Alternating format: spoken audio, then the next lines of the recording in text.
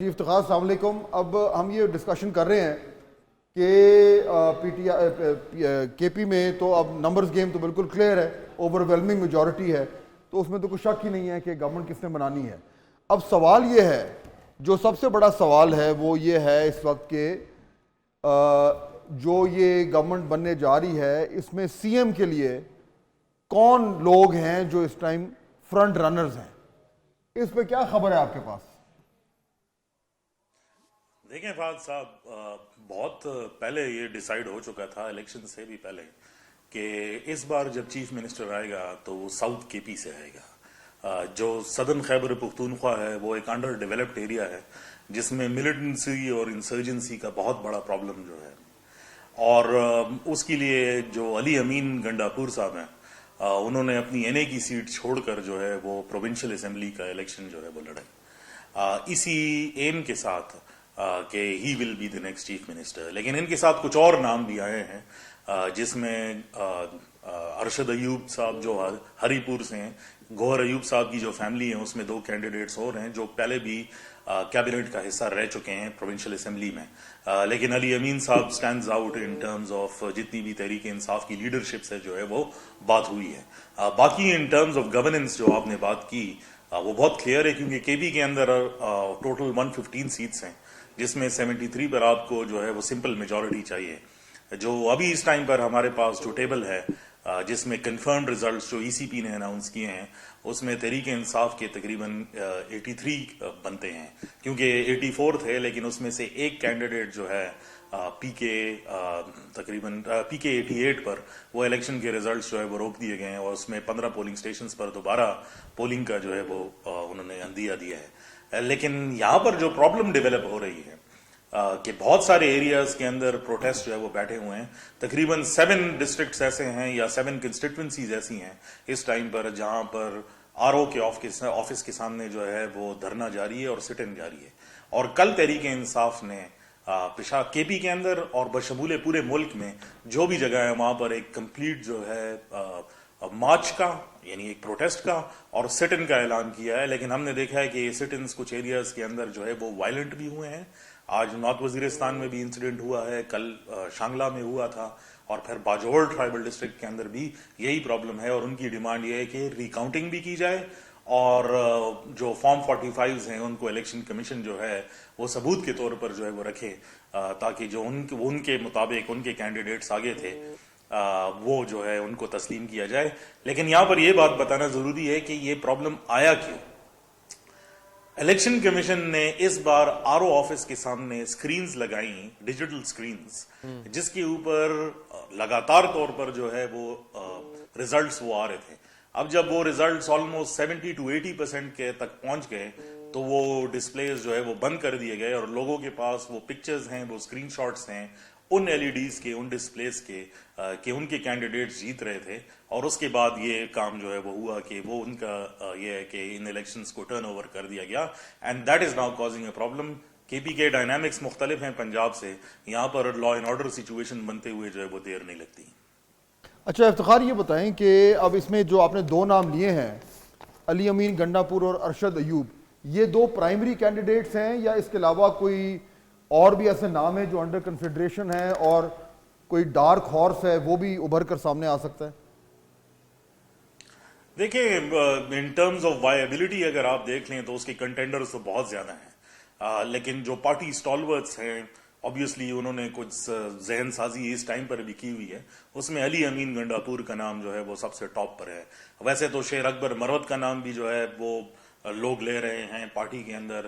اس کے علاوہ جو ہے وہ پشاور سے جیتنے والے ارباب شیر علی جو ارباب فیملی ہے ان کے کینڈیڈیٹ جو ہے ان کا نام بھی لیا جا رہا ہے. لیکن عمومی طور پر جو کنسنشل ہے وہ ساؤتھ کے پی سے ایک کینڈیڈیٹ ہیں علی امین گنڈاپور.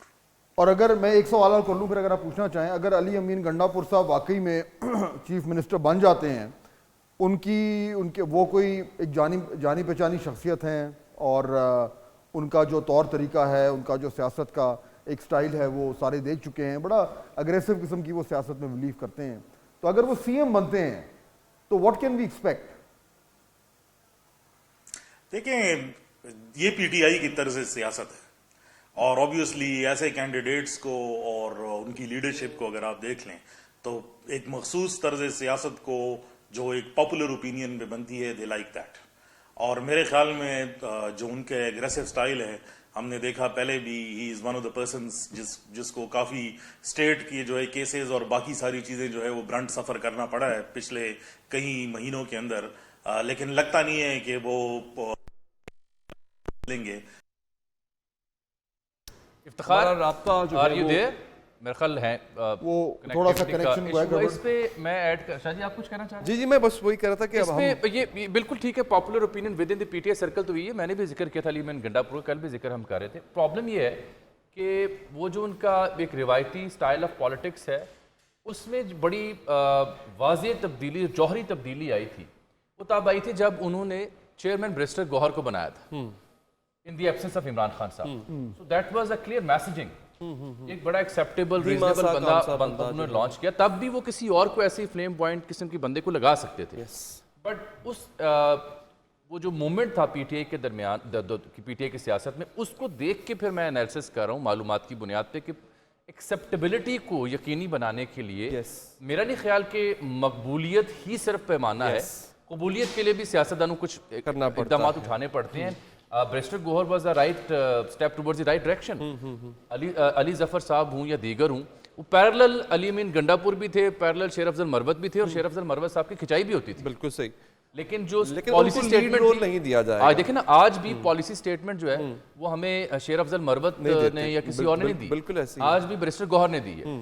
تو یہ گنڈا پور صاحب کا اپنا مقام یا ان کی اپنی شہرت, لیکن میرا خیال ہے کہ شاید پی ٹی آئی کو he is a blazing gun, he is a loose cannon, اور اتنا بڑا کسی ریزنیبل بندے کو وہاں لگانا پڑے گا. اچھا یہ پی ٹی آئی کا سرپرائز ایک فیکٹر سوری یہ رہا ہے کہ انہوں نے غیر معروف لوگوں کو اور ان لوگوں کو جو کہ شاید مقبولیت کا مقام نہیں رکھتے, انہوں نے ماضی میں ان کو انچارج بنایا ہے.